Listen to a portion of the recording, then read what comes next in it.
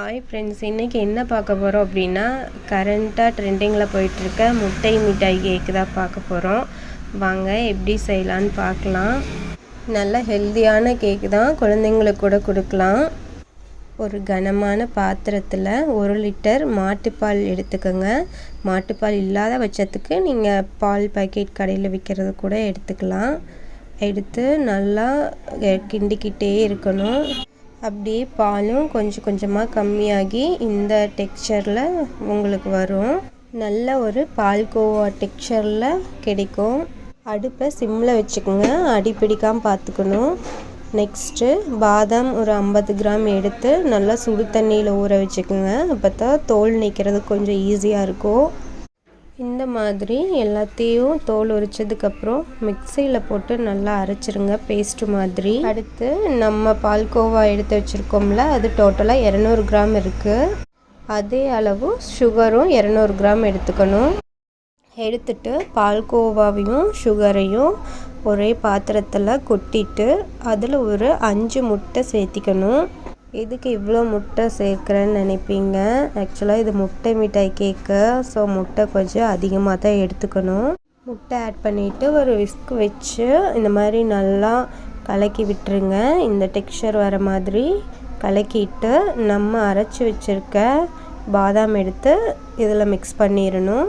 பாதாம் மிக்ஸ் பண்ணதுக்கப்புறம் அடுப்பில் சிம்லேயே வச்சு ஒரு 10 மினிட்ஸ் கேக்கோட பேட்டர் வர அளவுக்கு மிக்ஸ் பண்ணி விடுங்க. அதை நான் இதில் ஆட் பண்ண மறந்துட்டேன். அடுப்பில் வச்சதை நீங்கள் கண்டிப்பாக அதை மறக்காமல் பண்ணுங்கள். அடுப்பில் வச்சு எடுத்ததுக்கப்புறம் ஒரு மூடி சாஃப்ரான் எசன்ஸ் ஆட் பண்ணிக்கலாம்.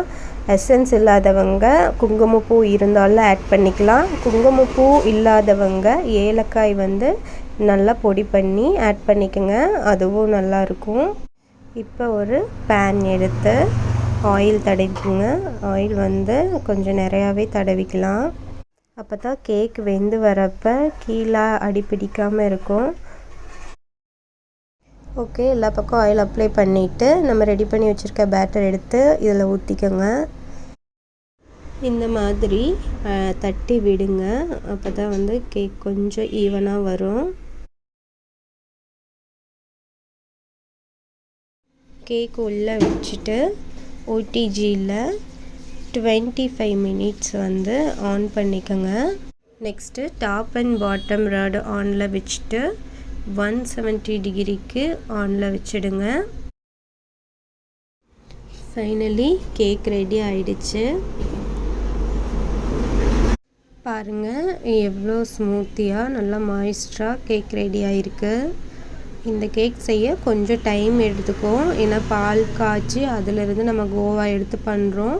உங்களுக்கு டைம் இல்லை அப்படின்னா நம்ம ஆன்லைன்லேயே அன்ஸ்வீட்டட் கோவான்னு கிடைக்கும், இல்லை மார்க்கெட்டில் கிடைக்கும். நீங்கள் வாங்கி அது கூட செஞ்சு பாருங்கள். நிறைய பேர் வீடியோ சப்ஸ்கிரைப் பண்ணாமல் பார்த்துட்ருக்கீங்க. ப்ளீஸ் ஷேர் பண்ணி சப்ஸ்கிரைப் பண்ணிக்கோங்க ஃப்ரெண்ட்ஸ். தேங்க்யூ.